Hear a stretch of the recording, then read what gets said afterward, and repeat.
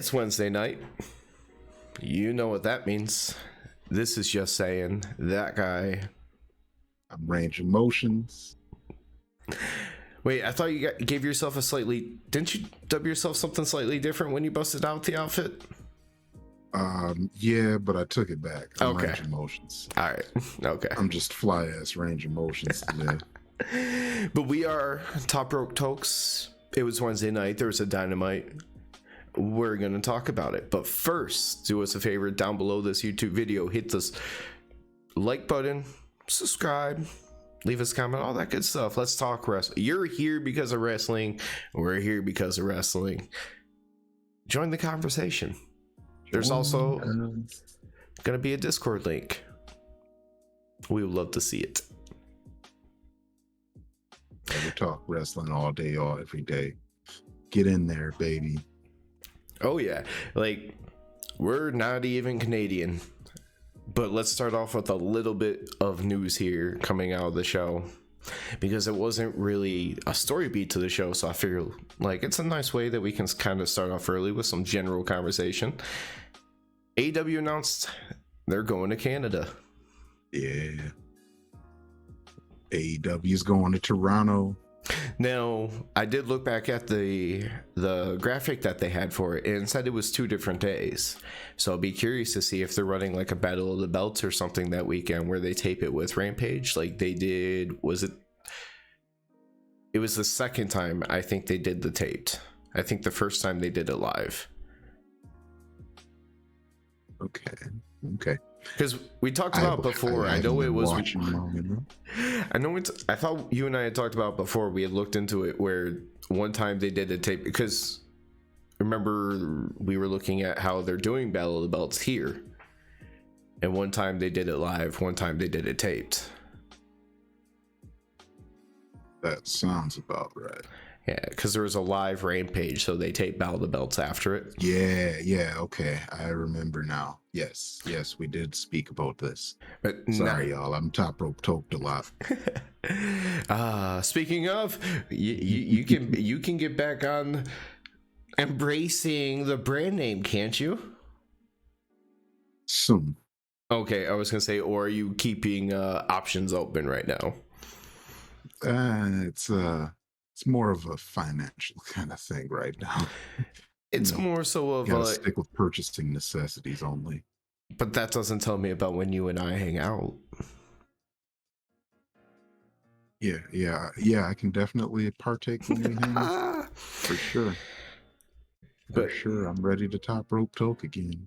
But there's one other thing about this Canadian news about not only the fact that they're not doing it on the same day, they're not even doing Rampage on a Friday. Yeah, Rampage on a Thursday. Now, do we know yet if the show is going to actually take place on a Thursday? No. It could be taped ahead of time. I don't know if there's anything really on that graphic. I can't think of anything else that might be happening. Unless if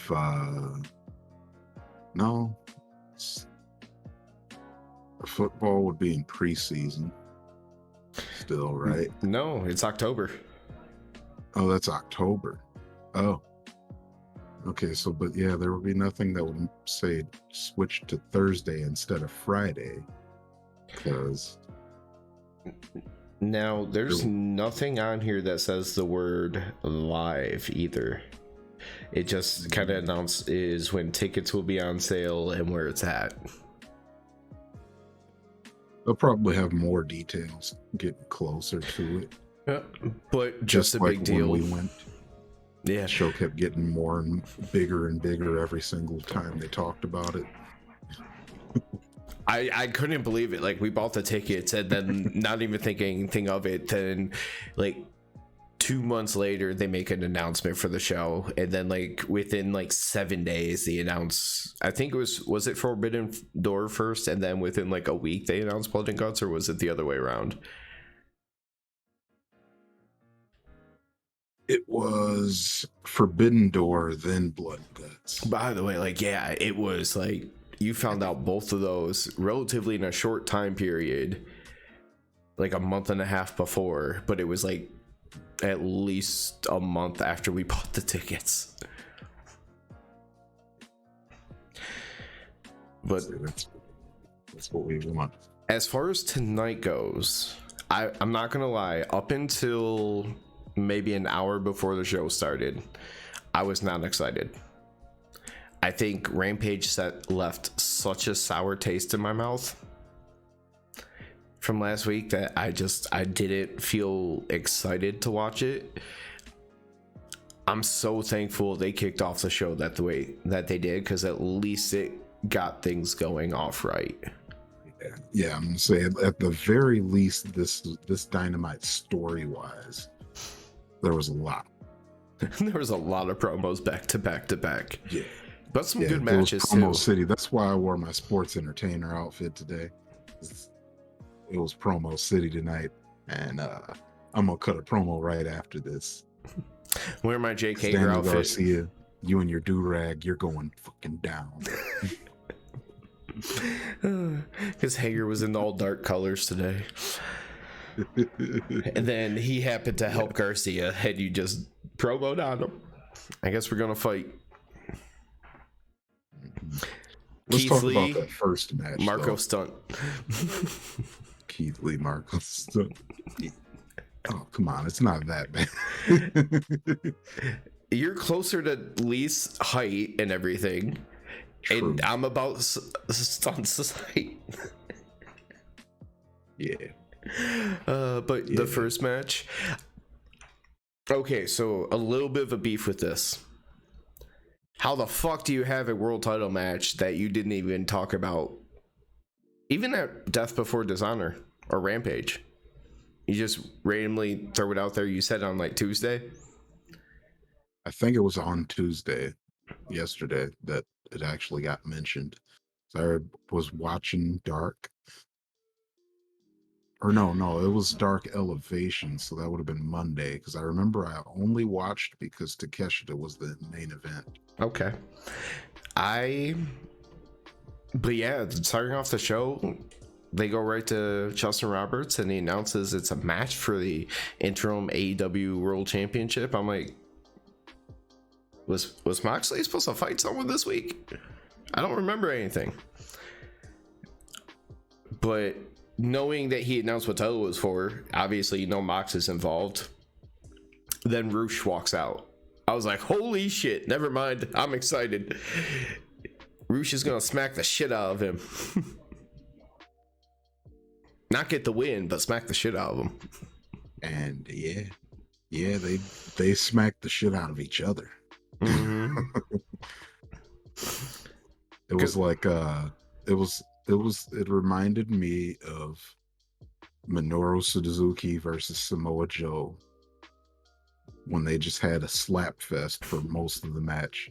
I loved it. Mm-hmm. I loved it. Well, see, and that's part of it. Is it, Moxley being part of the BCC, you knew what kind of match he was gonna bring, and then just when I found out who the opponent was, I was like, okay, I'm gonna get some good strikes in this one. So you figure you have the intro show, you have Justin Roberts doing the introduction, then you have Roosh come out, then you have Moxley come out, and Moxley's entrance is pretty long, isn't it? Yep, it's always long. So tell me how I look on the screen at 8:05, I see a shot of Mox already having blood all over his forehead. We gotta be 2 minutes into the match is when I took the note down. It might have been at 8:04, but either way, yeah, that's his thing, man. He had to bleed right away, and everyone thought Cody Rhodes was bad. No, Mox had to bleed right away, man. Because I was in the little boy's room, and I got there like maybe 6-7 minutes into the show, and his face was covered in blood. One thing I will say that you definitely would have missed is Regal when he hopped onto commentary during Mox's entrance. he was hyped up like a little kid. He had so much energy. It really did feel like it just added to the start of the show. But you kind of nailed it. They beat the crap out of each other with strikes. Yeah, they were going at it. Going the fuck at it. The only specific move I took any kind of note on was Rush hit that awkward / possibly devastating looking straight jacket pile driver. That pile driver was dope. The way his body crumpled after pile driver. I was wondering what that was called. Yeah, when they because they did the arm wrap. Yeah. But the way his body crumpled and it was away from the camera, I was just like, I don't know if he might legitimately be dead. Because it's away from the camera, it just looked nasty. It did. But Mox did end up kicking out of that straight jacket pile driver, which, you know, obviously is going to be the turning point here for the end, because if Rush didn't win off of that nasty pile driver, he's not winning off of anything. Now, let's be fair. The beginning of this match was Rush basically kicking Moxley's ass.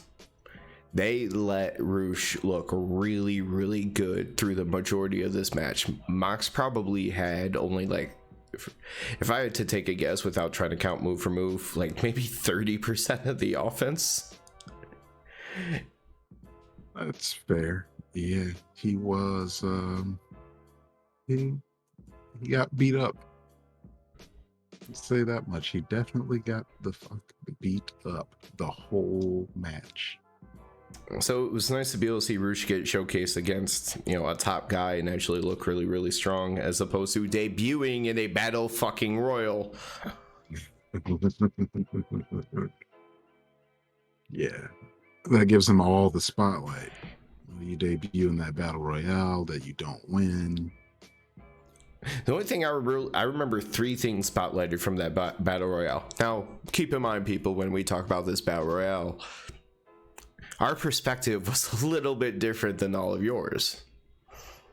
We were in the crowd. We had been streaming for an hour because of Blood and Guts. And then we had about a 45-minute break before this. Yeah, he wasn't spotlighted in that match. The things I remember spotlighted were Takeshita whooping everybody's ass for a time period, and that nasty way Brody won with that choke. So it was nice to get that spotlight on Rush at this point.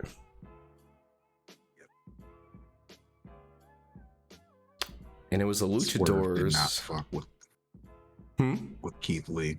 I remember that was another thing that I was like, oh, Swerve and Keith Lee, there's no fissure here.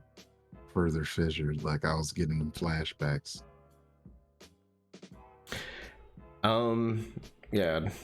Okay, after this was a pretty long promo segment, which is kind of what he was talking about earlier in regards to lots of sports entertainment. We're back to sports on the show tonight. Baby. Sports entertainers. Would you like me to take the Jericho part, because I know he drives you crazy?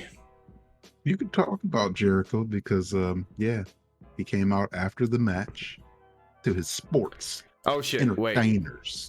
Obviously, we allude to the fact that Rush lost. Mox won with the Bulldog choke. But then Judas hits during Mox's music to cut it off. He says... No, Daddy Magic hits. Then Judas hits. But he wasn't there. It's so disappointing. Because after you said it, I could remember the lineup going across. Yeah. Because Cool Hand actually got the first words in, because he was yelling about no Judas for all of you. But Jericho ends up saying JAS is on a roll, that Garcia is going to kick Danielson's head in and finish a job that they started at Double or Nothing. Hands over the mic to Anna J and says she's a new Anna J, Anna JAS. I was like, okay, it's cheesy, it's silly, but it worked. And considering we've never really seen her talk well in the past, like that, it wasn't a bad start. She played a total bitch pretty well. And then kind of psycho, because she just starts yelling at everybody in the crowd saying she'll choke everybody out. Yeah. I felt like she was trying too hard. A little bit. But sorry, Anna JAS. Jericho then talks about how he beat Eddie and he's going to beat Mox in his rematch. And then, I mean, this is just to summarize, there was a lot more talking, but that's when Mox decides to pretty much cut him off at that point. Yeah, Mox is like, all right, I'm done with your sports entertainment shit. I guess I'll take my sports entertainment glasses off for a second here. But yeah, because Jericho notably, he said he's going to be the first two-time champ. Mox took offense to that. He was like, I am a two-time champ. That interim doesn't really mean anything. He said everyone can take that interim and shove it up their ass. Yeah, you can take that interim and shove it up your ass. Yeah. So yeah, he's tired of Jericho and his sports entertainment shit. He wants to see Jericho, the original Jericho, the Lionheart Jericho, the one that we loved from back in the day. You know, the one that he was a fan of. And the one that commentary hammered home was something Mox said, the last survivor of the Heart Dungeon, the Lionheart, Chris Jericho. Yeah, he wants that real shit from Jericho. He better come out with that weird awkward ponytail then. That's what I want. Like where it's up here, but then it goes everywhere. I don't see him doing that triple power bomb or jumping off the ropes. He still busts that out from time to time, although sometimes it really, really worries me that he's not gonna get turned over. Yeah. But yeah, it'll be cool. The other Jericho moniker, the one that I remember from WCW and everything, like the Lionheart Chris Jericho. Mm-hmm. That was pretty cool. And Mox didn't ramble this time. He actually got his points out. He stuck with it. But next, we get another graphics card making another announcement. And this was not the AEW to Canada announcement. There's a different announcement. It's an all-out related announcement. Yeah, there's going to be a tournament. And the trios belts are official. Now, it said there's a tournament or something up at the top, but they said trios and it said all out. So the tournament said like coming soon or something. So I'm assuming the finals have to be at all out. The finals are going to be at all out from what it sounded like there. You know who was also going to be at all out?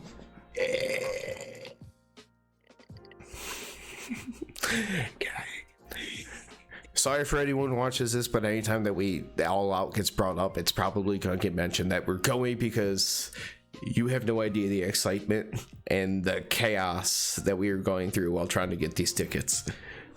Yep, just bear with us for the next month while we gush about going to all out. Sorry, not sorry. Hey, oh, wait, yep. Oh, I got my sports entertainment glasses back on. Because after that big announcement there, we had another promo. Well, we had one of our promos. Dante Martin, he's not good at cutting promos yet.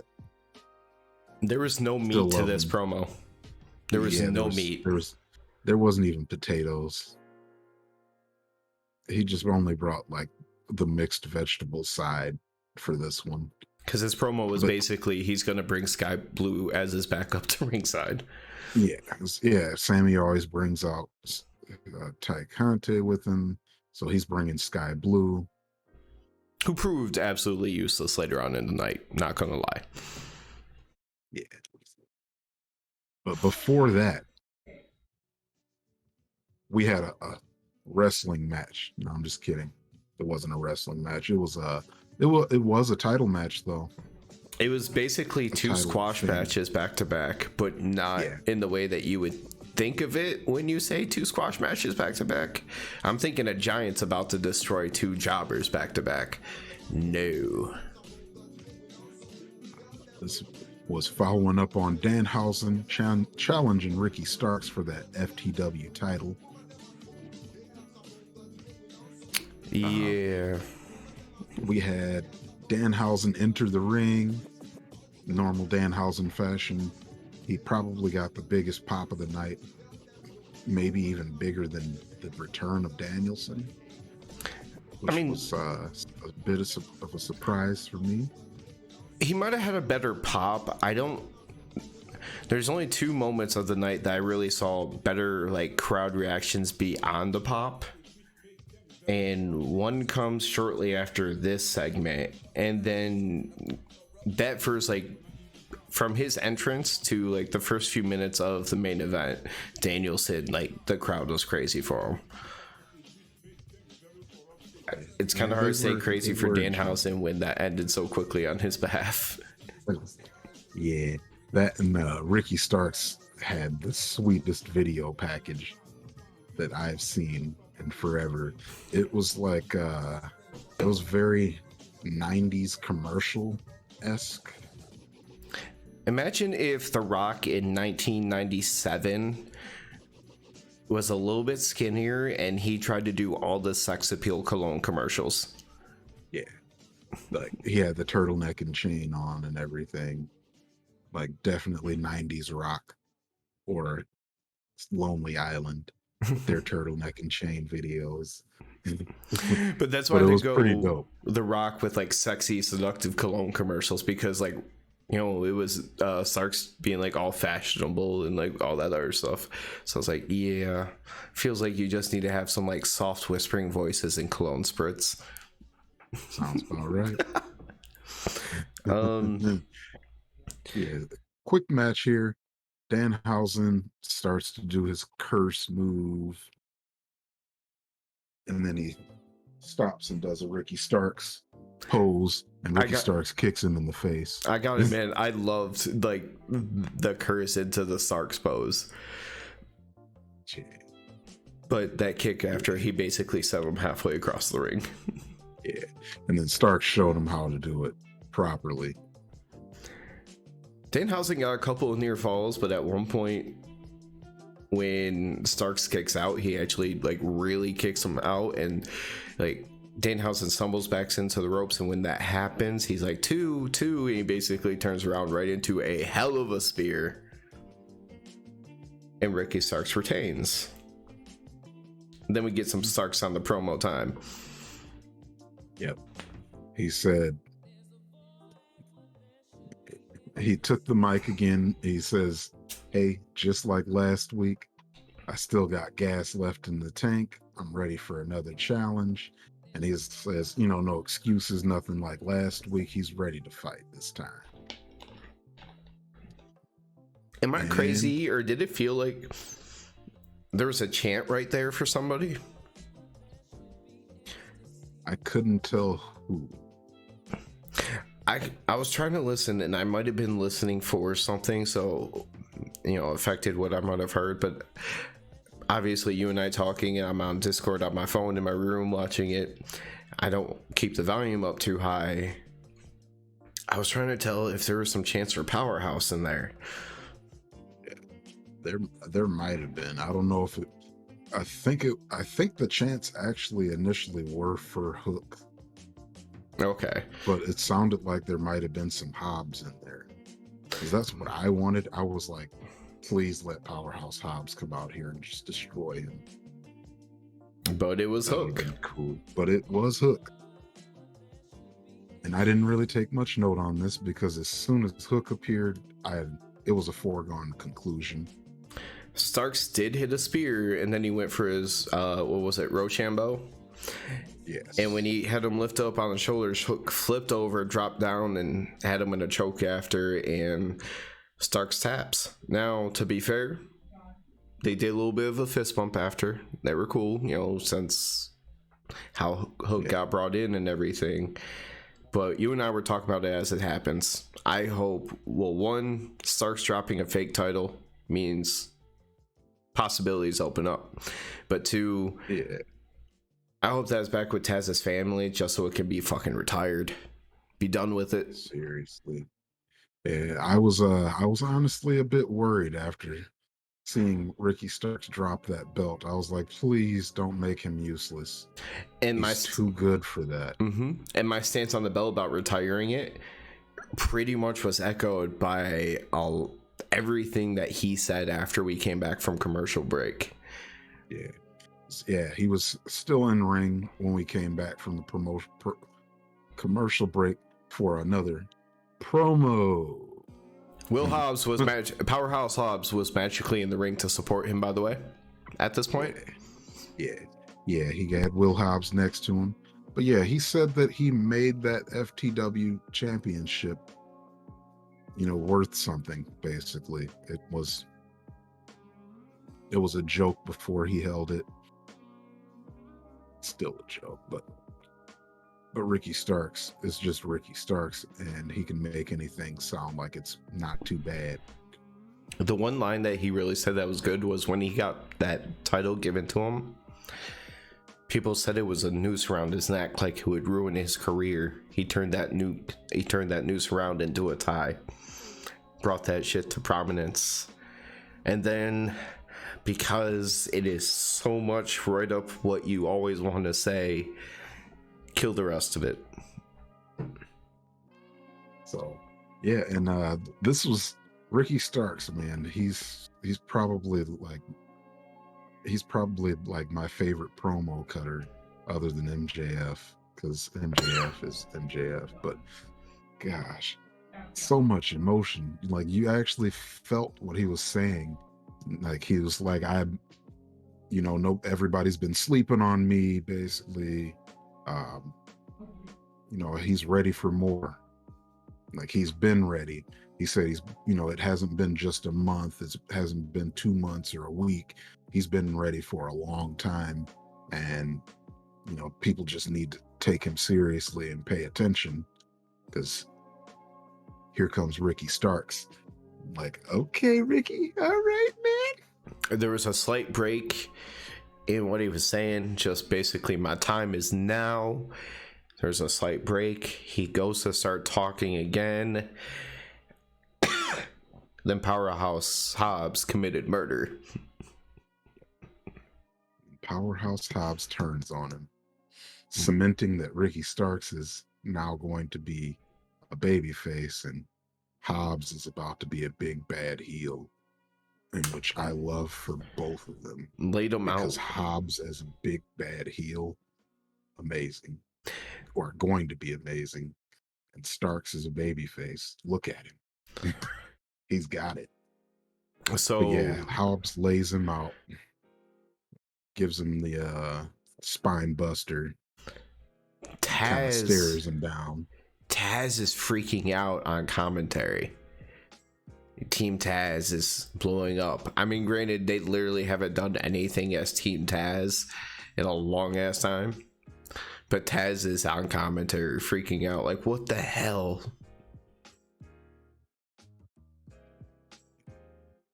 Yeah, that's the end of Team Taz, and I am very excited to see both of these guys go for their singles pushes, because they've been ready. Like Ricky Starks said, they've both been ready for a while. It's just now we got to get them written in there. Like, they need big stories. And since they literally just had lost multiple tag team title matches that they were involved in, there's nothing really you could do at that point anytime soon with them as a tag team. So the writing's kind of on the wall on that part. But speaking of tag teams, well, one's no longer a tag team, but here's one that we still like. We get the Acclaimed in the backstage promo, basically just saying the Ass Boys got roasted in the rap battle, so Gun Club had to attack them. So they're just gonna keep roasting them, getting inside their head.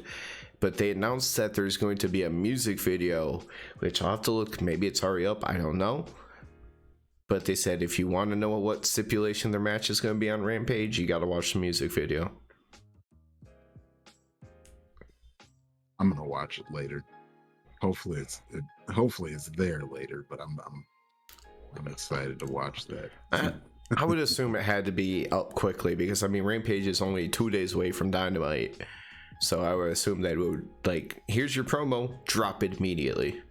Oh, yeah. Hopefully it's up there now. Do some digging here after this. But so after that promo, there was a match, you guys. There was a match. Was Sammy it really? Guevara. Yeah, there was. This is the Sammy Guevara versus Dante Martin match. I don't know who Sammy Guevara is. I blocked those memories out. Sammy Guevara. Sammy Guevara. Yeah. But man, this was I think this was a nice preview of what A&W. That's a whole Danhausen joke. It really is. It's months and months of Danhausen YouTube, A&W. Yeah. Yeah. So yeah, anyways, A&W. What A&W's chili dogs are gonna look like going forward. 40 backflips a match. Yeah. AEW. Yeah, you got some big talent here. Because usually you don't see people out acrobat Sammy Guevara, but it was Dante Martin. And Dante Martin just makes your jaw drop when you see him jump.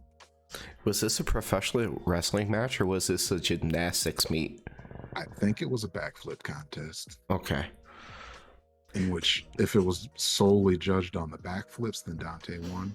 Uh-huh. But I mean, he had some sloppy looking ones because he was also selling injuries later, but there is one and one alone that would have been perfect 10s, competition over, and that was pretty much echoed because Sammy said, fuck this, I'm out. Yeah, that where he fakes going for the tope as Sammy's out there. He sees Sammy like kind of getting ready to dodge the tope, so he fakes the tope, does a backflip off of the bottom rope. No, sir. Was that? He did that thing where he literally jumps all. No, he does that later. I was just referring at some point, but I was referring to the one where they were doing the speedy back and forth. At one point, Sammy is outside the ring, and then Dante does the run, and he does the straight jumping to the top rope as opposed to like pulling as a springboard. He just straight jumps to the top rope and balances on it, and then backflips off of it back into the ring. And that's when Sammy was trying to avoid the dive, and he slides halfway into the ring, but he sees Dante backflip and land on his feet back in the ring. And Sammy's like, what the fuck? Slides back out, grabs Ty, and they start walking up the ramp. Yeah, that was one of those ones where he jumps directly from the mat all the way to the top rope. It looked like from the bottom. He does that too, but usually when he's dodging something in the ring, like if you run at him, he'll put his foot on the ropes and do a springboard to flip over top of you in the ring. But the one to the outside, he was faking that he was going to launch himself over the top. He went from the top rope all backflipped into the ring. Because I remember that one. That's the one where I just like dropped my phone and went, holy shit. Dante Martin, you doing some crazy stuff. We just got to get you better on that mic, and you'll be ready. Just always compete in ladder matches because you don't actually need the ladder. Dante Martin, I would love to see him win a ladder match without using the ladder. Because if anyone could do it, it would be him. You know what? I generally want to know now if he stands on the ring apron and does like a spring. Satnam Singh. For different reasons.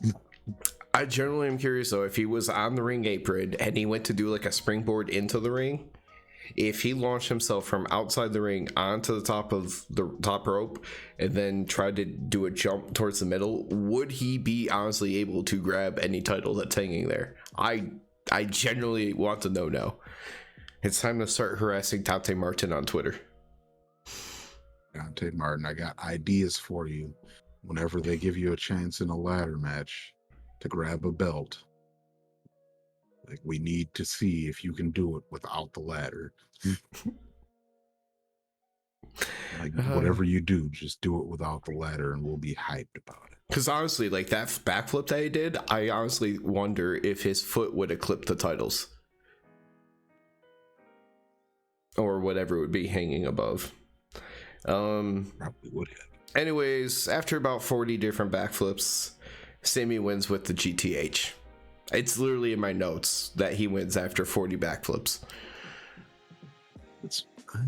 There was at least a good 10 backflips in that match. More than I cared to count. I mean, it was interesting, but it was more than I cared to count, that's for sure. Let's put it this way, there's probably more backflips in this match than there were super kicks in the entirety of Dynamite, and that's crazy knowing that's AEW. Yeah. But yeah, only other note I had match wise is that Dante keeps looking like it. So he's always had the high flying moves, but his wrestling is looking cleaner and cleaner every time I see. Which is good, like he's really working hard. Yeah, the high flying going all this time, it's very hard to have those underdog emotional type moments and matches when you're always moving that fast. So yeah, it's just when you can pick up on some of the other kind of stuff, it's going to really open up a lot of different things for him. Yep. Not to say you can't already do it. It's just one of those things. What is going to work for your character and on TV? What resonates? Yeah. But unfortunately right now, Sammy is one of the biggest heels in AEW. So of course he had to not win this match. And of course, Sammy has to attack him after the bell. So him and Tay are stomping Dante out. Sky Blue watches all of this happen. She waits until Sammy goes to the top rope, and then she hops in the ring and starts to confront them. Obviously, that's not going to work out too well for her. I mean, she literally just goes to get in front of Sammy and completely ignores Ty. Like, hi, there's somebody behind you, as like the woman violence goes. So Ty comes up behind her, gets her attention, Anna Jay runs out. Ends up not going good up until Ortiz, Eddie, and Ruby come down to run them all off. Yep. We're not done with JAS and BCC. Well, my thing, you know how we were talking about how JAS looked like it was starting to split because they weren't all together as much. They were all back together this week. Yeah. Well, at least more so than what they were at that time. The other side of it, though, Eddie's not BCC. Ortiz isn't BCC. Santana's not around. I think they just might be shoveling now Ruby into that woman's fight, and maybe we'll get like Eddie slides down to Sammy or something. But I don't know. That could be it. But at least it's not more. At least Eddie and Jericho have to be done. Yeah. Like they've already said, it's done. I don't know if it's just Daniel Garcia's weird facial expressions, but I guess I'll get to that a little bit later. But his promo was next. Point, go ahead. Yeah, there wasn't much to his promo. He mentioned the obvious that Bryan Danielson's been gone for 2 months and he's been getting better the whole time. So Danielson's not ready for him because he's a well-oiled machine and he's been wrestling for 2 months while Danielson's been resting. Yep. Then we get another promo, probably after a commercial break or something. I don't notate those. I thought it was going to be another pointless promo because randomly, if I see Jay Lethal, Sanjay Dutt, and Satnam Singh backstage, in a video. I kind of want to start tuning it out after like the last month of everything that we had to deal with of just repetitive shit. Leave them alone, man. It's not their fault that Samoa Joe wasn't there. This one got a lot better quick though. Sanjay starts to talk about death before dishonor. Lethal's like he doesn't want to. They say they have unfinished business with best friends, and they start to talk trash. Best friends, they walk onto the screen like, whoa, how are you gonna say all that stuff and not address us? Like, we're not 6 feet away from you in full tie-dye outfits. And I actually started cracking up because it was one of those things that can make fun of the silliness of wrestling, but it was done so well. And also, I literally cannot look at Chuck Taylor now and not think of somebody that we both know. They're so similar. Like their personalities. Both of them don't say a whole lot, but it's always going to be ridiculous when they do. Like, honestly, we are talking that, like, people got annoyed by the Stone Cold What chants. No, you would say what that often to this person just because you wouldn't necessarily believe what's coming out their mouth next, because it might be the most random thing after random thing after random thing. Like, what?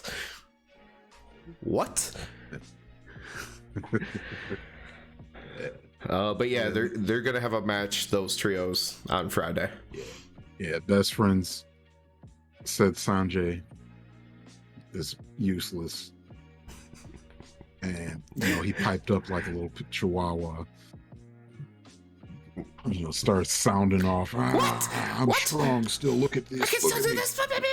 Like super high pitch. Starts flexing at him. It did make me laugh, I'm not gonna lie. As they walk away, he turns to Jay and Satnam Singh, and he's like, "Why'd you guys let me do this?" It's like, I can't do this. It's like, oh man, Satnam talked up way more than he needed to. But I think that'll be an interesting little match there. You're muted. I thought I hit the button. But you know what that means? When they actually have somebody to talk to in their promos, they can actually be entertaining. Yeah, see? I told you, it's not their fault. It was Samoa Joe's fault. I never want to blame Samoa Joe for anything, though. Yeah, nope, we're blaming Samoa Joe. That's not allowed, because Joe is gonna kill you. Joe is gonna kill you. I think he was filming something. Oh, okay. Either way, Joe made them cut promos by themselves for too long. Here's somebody that everybody has been waiting for their promo, because next we got Tony Schiavone in the ring, bringing out Jungle Boy, who pauses. Yeah, you had to bring Jungle Boy out because we have to hear the theme. If he was just already in the ring, that wouldn't have been cool. But then you obviously had that drama moment of when he walks out to the ramp and he pauses, and then Luchasaurus comes with him. Still not back in his green attire though. Yeah, still rocking the black. Leading to something that we've speculated and talked about, that maybe this is just a long-term play. Yeah, it's and I'm still not convinced that it isn't. During the promo, I did want to mention that Luchasaurus looked like he might be like sizing up Jungle Boy to hit him or something. He was standing behind him almost the entire time. Yeah, like he looked like he was sizing him up, like he was gonna do something at some point. Because here's the thing, Luchasaurus turned heel, but the thing is, Luchasaurus never actually did anything to turn heel besides start to follow Christian Cage. What's the best way to actually turn him heel and make it be effective? Build back the trust with Jungle Boy and then destroy him when it matters for Christian Cage.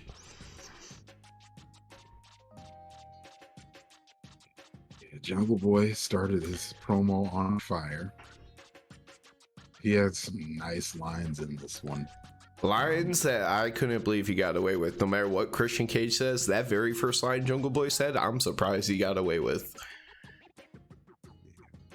Yeah, I mean, well, Christian is a big pussy. So that was like raging into the camera, yells, Christian Cage is the biggest pussy he's ever met in his life. Yeah, dude. I love that. He said that Christian was just upset about the money, like he was working his way up to it. He was like, I couldn't think of why Christian was so upset about the money from that Royal Rumble not Royal Rumble, but it was a battle royale. The battle royale. So I mean, match.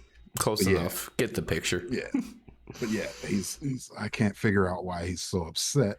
And then he's like, oh yeah, he was upset about the money because his wife divorced his bitch ass. And he needed that money to pay his wife off. Then he got him Jungle Boy good again later with another line talking about the wife. He was like every villain in Turtlenecks with a small prick. Now we know what happened to the wife. He basically said he had no balls and that's why he ran. Yeah, and then he goes on to say Luchasaurus is his best friend. So, obviously Luchasaurus, Christian tried to use Luchasaurus, but Luchasaurus only helped Christian because he wanted to make sure that nobody could get to Christian before Jungle Boy did. Which at least that was like a logical thing. Like it was somewhat logical, so okay, cool. Does it make me doubt that this is a long con? It wasn't good enough a reason to make me doubt that. Definitely no.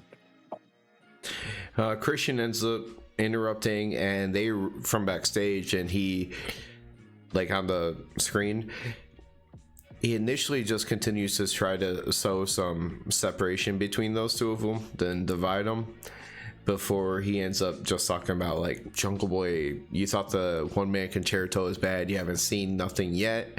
You talked about how you were digging your dad's grave 3 years ago, well now you can just get cozy next to him. Yeah. He said he wasn't scared of Jungle Boy, he just didn't want to hurt him, and that's why he ran away. Dumb. This was not Christian. You definitely lost in this one. Usually I like your mean cut deep promos, but it was Jungle Boy's turn, and he torched Christian today. Oh yeah, like you need to actually go and just back and watch the video of this if this is something of interest to you, because as Range said, he built up with different lines in between, but he was basically just, it was like taking a little knife and just stab, stab, stab, stab, stab, big swipe, stab, stab, stab, stab, stab, big swipe. There was a good amount of like little things that he got in there as well. As much as that was an intense promo, the next thing might be one of the most important subtle things that we had of the night. Because we've seen hints towards it before, but this is the first time really on AEW TV they've really put it directly in front of our face. Yep. Next promo, because tonight was all about sports entertainment, like I said. Let's be fair, it isn't a promo in the traditional sense of the word promo. It was more like Cutler recording backstage for BTE, like a vlog. Yeah. Okay, so Cutler's recording the Young Bucks, but obviously with a TV camera and not his usual camera. But yeah, Cutler tells the Bucks, hey, there's these trios title belts, the three of us can go out there and win them. And they're kind of like, nah. Yeah, he brought up trios, it piqued their interest. And then he started talking about like them doing it together. They were like, no. He's like, I can get better. Yeah, he's like, I can get better. Come on, guys. And then here comes walking around the corner is the birthday boy, Hangman Adam Page. The Bucks wish him a happy birthday. He says it back to Nick because I think he said Nick's was in like a couple of days. Yeah, he wishes Nick a happy birthday. They're kind of standing there awkwardly. It looks like they're about to like make up and be friends again and hang out and stuff. And then here comes Dark Order running in behind Hangman, yelling happy birthday. Kind of just messed up their whole little mood. Just basically they just envelop him just like all around him, like basically, you know what, people probably wouldn't even get this reference anymore, but it's almost like Party Boying him back like 20 years ago, just like everybody's all up on him, and so the Bucks just kind of have to walk away, and Cutler's like, ooh, that's awkward. Yeah, but so that's going to happen at some point, that they're going to come back, and I think they're going to end up being the first trio titles.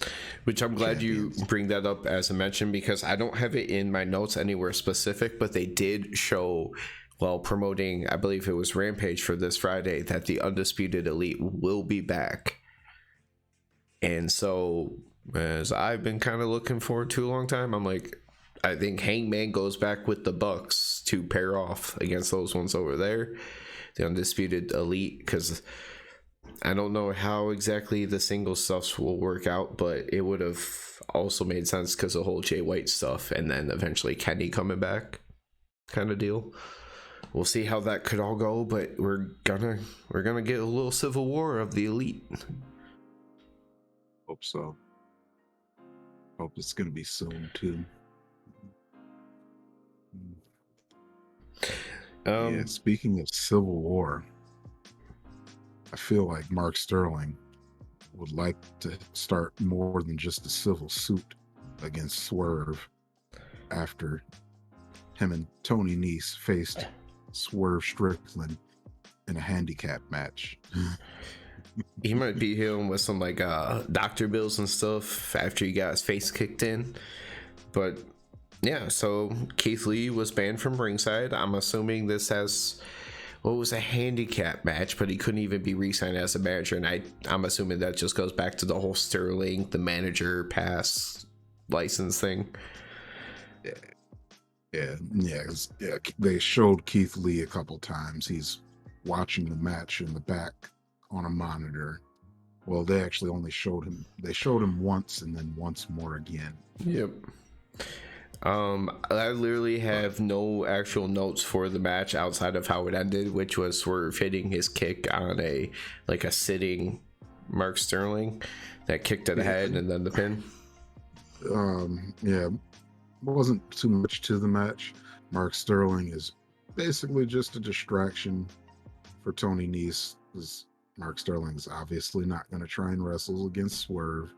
Swerve really wanted to get his hands on Mark Sterling, and Tony Nese did his best to try and keep him away from him, but eventually Swerve got that nice little stomp on Tony Nese while he was hanging off the outside of the ring, and gave Swerve a chance to go ahead and kick Mark Sterling in the face like he's probably been wanting to for a bit here.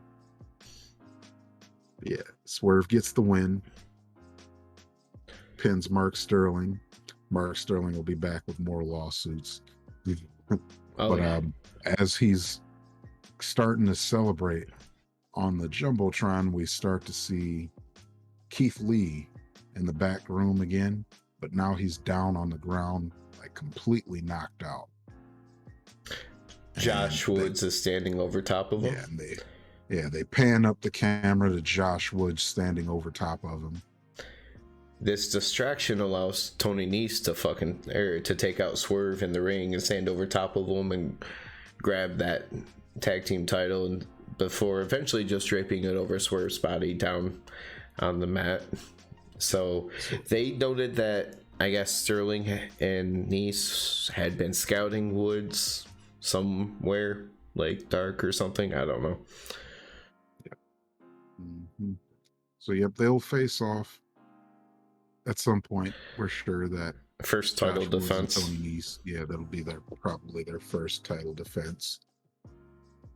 Their first successful title defense for sure. Yeah, definitely successful. I mean, they're not gonna lose it for a little bit. I think it's gonna be a little while. Okay, so you know what? The next thing that happened on the show was actually a surprising change. It was a House of Black vignette that I didn't absolutely hate. Maybe because they didn't talk in circles. Talked about Miro. And they didn't talk in their bias. awkward circles. It's complete bias. But yeah, maybe Malachi Black says him and Miro are the same. He said God and the devil are basically the same too in this world. I don't know exactly how he got to that point, but I know in the end he says Miro's spent his whole life worshiping the throne, but if he joins them, Malachi will make sure he sits on the throne.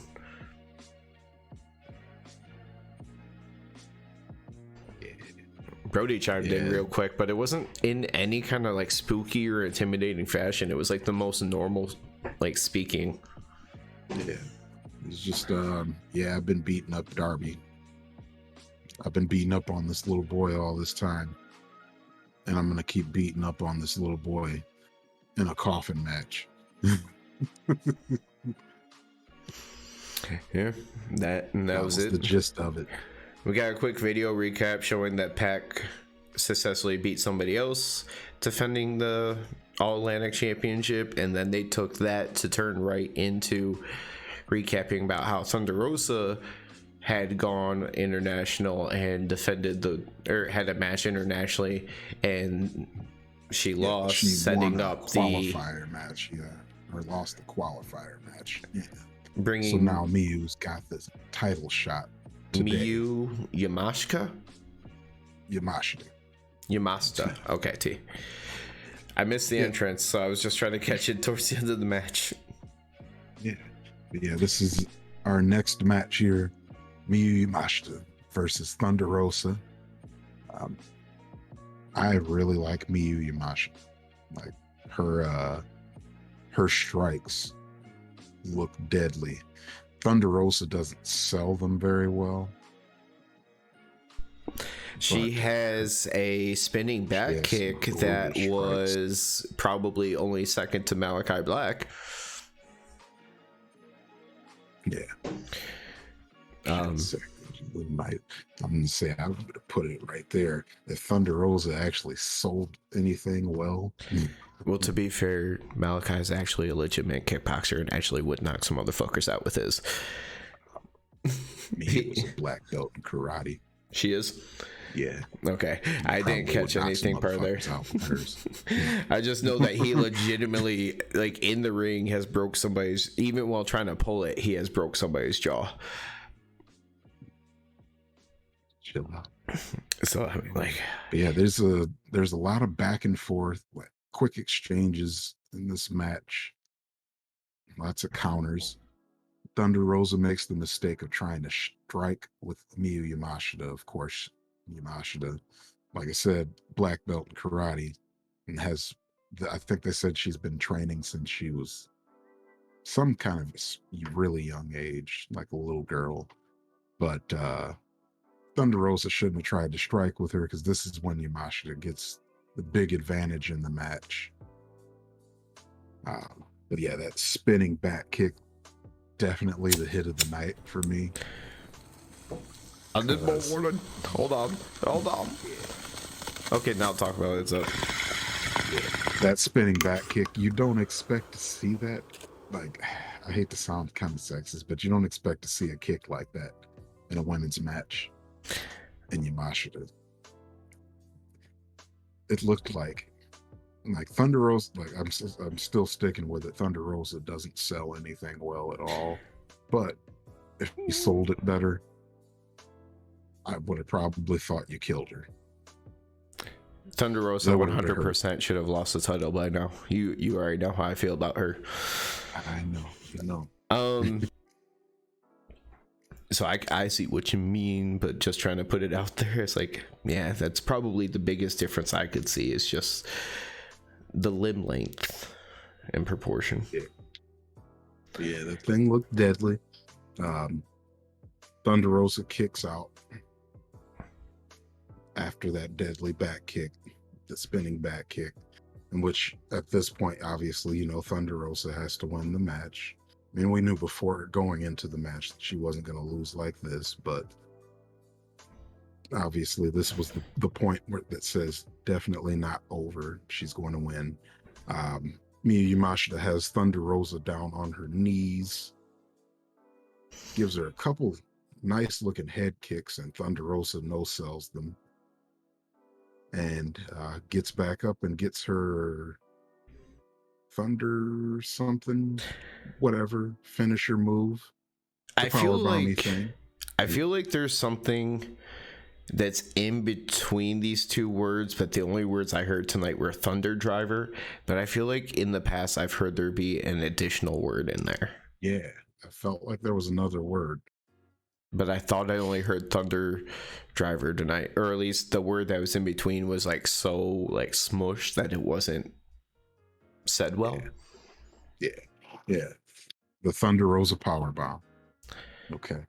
She did the Thunder Rosa Powerbomb, and she got the win, and where she retains her belt. After the match, she shows Yamashita some respect by bowing to her, you know, recognizing that she is a good opponent. A bow and a handshake. Some more of Yamashita in AEW, man. I mean, it's unfortunate that the language barrier is going to be the main thing that'll stop her, but I think she would have a good time in AEW. It is like there's a lot of emotion behind her wrestling, and it's very hard with that language barrier, like to have that natural kind of charisma that translates without zero problem. Like Maki Ito only like she doesn't speak a ton of English, but she's so charismatic in the ring that it's undeniable. Takeshita, I don't even know what it is about him, because like at least Maki, like it's her character, like it's a whole gimmick kind of thing. Takeshita, the dude is just like a straight up wrestler, but somehow oozes charisma.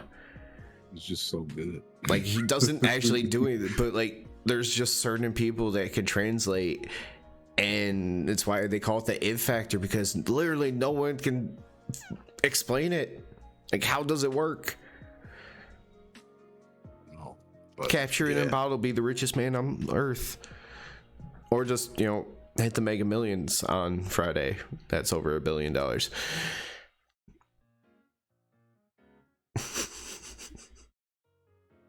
to win the Mega Millions. I never play the Mega Millions. It's over $1 billion. I'm trying to win. I'm trying to get it. Right here is when they did the whole AEW is going to Canada announcement. Just a reference point. And it's kind of makes sense to be a good time for major announcements, because it was right before the main event, which was a really good match. I'm surprised Jericho was on commentary by himself. I'm surprised he didn't drag Regal back out there. Yeah, I'm surprised Regal wasn't out there too. Especially for the return of Bryan Danielson. Mm-hmm. Surprising. So the loud, I have it in my notes that the crowd is really, really loud right off the bat in early part of the match for Bryan Danielson, like doing the whole yes with all the kicks, stomps, strikes, all that, everything. I don't have a ton of notes for this match, but part of it's because it was very much a match to their styles of just striking, technical wrestling, beating the crap out of each other.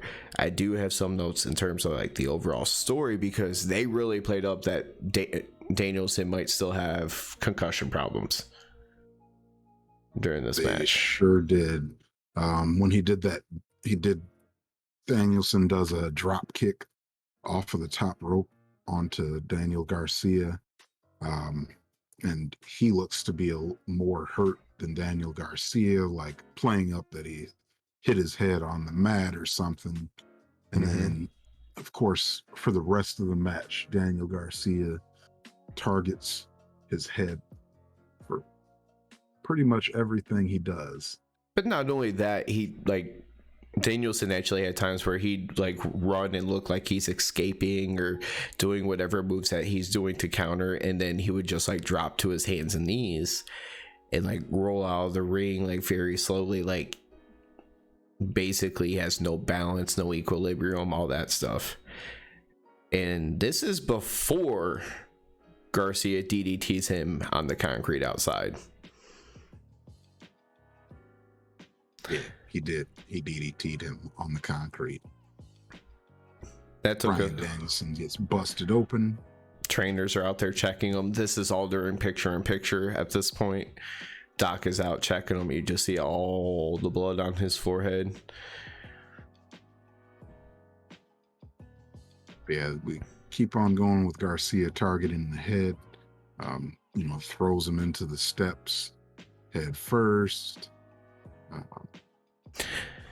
I will say later on in this match, I looked at Danielson's chest and it was so red. Like, you see where the red light is hitting all this over here? Still not as red as Danielson's chest. Yeah. Yeah, he's pale as fuck. And he got hit in the chest a lot. Them slaps. Hard. Garcia got some real good slaps. The next thing I have in terms of my notes is how the end of the match went. So I don't know if you have much before that. Yeah, not a whole lot. Daniel Garcia plays with his food a lot, as per usual, because he's a sports entertainer. They kind of go at it in the middle of the ring, a little bit of a striking contest. Of course, Bryan Danielson gets the upper hand in the striking contest as he just kind of keeps on chopping and kicking. Like one chop, one kick, one chop, one kick. Yes. Lots of those. Lots of that. Yeah, that's what I was saying. Like, it's what you would expect exactly. Well, from one, any BCC match, but two, especially when Daniel Garcia is on the other side. But towards the end, they got a lot more wrestling towards the end. Garcia was in the ring already. Bryan was sliding into the ring, and not from underneath, like on the ground on the apron, but in between the apron and the ringside. Somebody grabs up and grabs his leg to stop him from getting the ring. Later we find out it's Hager. He holds him long enough that once he gets up and gets in, I'm going to put this as mine. Daniel Garcia hits a hell of a power driver on Danielson. Like, the straightjacket power driver that was earlier in the match looked deadly, because in some ways it kind of looked sloppy, like there wasn't anything you could do about it. Like, it wasn't like a picture perfect kind of thing, whereas a wrestling move, you look at it and go, oh, that was executed that way very safely and all that. This one was one of those more like just straight up jumping pile drivers kind of deal, where it looked nasty. And it also brought us to the conclusion of the match. Not saying he pinned him after this, but we get right to the end after. Yeah, he did not pin him. Of all things, he puts him in a sharpshooter. So yeah, Garcia puts Danielson in a sharpshooter. Danielson is looking pretty distressed on the ground. Garcia kind of anchors himself down a little bit, and I don't know what you call the hold after he anchors himself down, but it's still just a sharpshooter to me. It was just something with more leverage to it. Yeah, like he was a lot lower, like where Danielson was entirely on his belly and he was kind of like laying back on him, where I really didn't hear him say it ever after this point, because he was transitioning. He got lower and lower. It was some kind of death lock kind of situation where you get super low. Either way, it's one of those things. Your legs in between their legs are crossed up, they're secured, and you're wrenching back. Either way, it's the same kind of move, just applied slightly differently. Yeah. Bryan Danielson, has it's been, played up the whole match. He's about ready to pass out. He's wobbly. His legs aren't working. Daniel Garcia makes Bryan Danielson pass out in his sharpshooter deathlock. In his big comeback match that's been advertised in such a big way, Daniel Garcia gets the win. And you were rooting for an upset the entire night, but going, I wish this person would win, but I know he's not going to. Yep. You got it in the main event. I kept thinking all night, I'm like, I want this person to win, but it's not going to happen. And then Daniel Garcia gets the big upset, because who'd expect them to book Bryan Danielson to lose in his first match back after 2 months? Especially when you market and advertise it as his welcome back match, even though it has been okay, like it's been a minute, but it hasn't been that long. Yeah. I get it if we're talking 6 months, a year, longer. It hasn't been that long. It hasn't, but still, I would never expect him to lose a comeback match. Oh, I definitely wouldn't have either. Garcia. Like, I would expect, if he were to lose his comeback match, I would expect it to be like a random title shot or something, Kind of like, Punk coming back from injury, where you left in a position where you should be able to come back and get something like that. Right. Yeah. So, I mean, that would make sense. I didn't expect him to lose, but it was just weird when you added all that extra stuff into it too. I guess maybe they just really, really wanted to go for the shock factor. Like, there's people definitely won't see it going this way. We're going to make it go this way.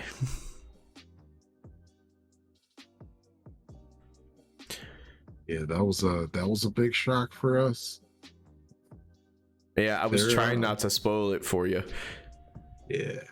These Dynamites, they've actually been ending with a little bit of a whoa.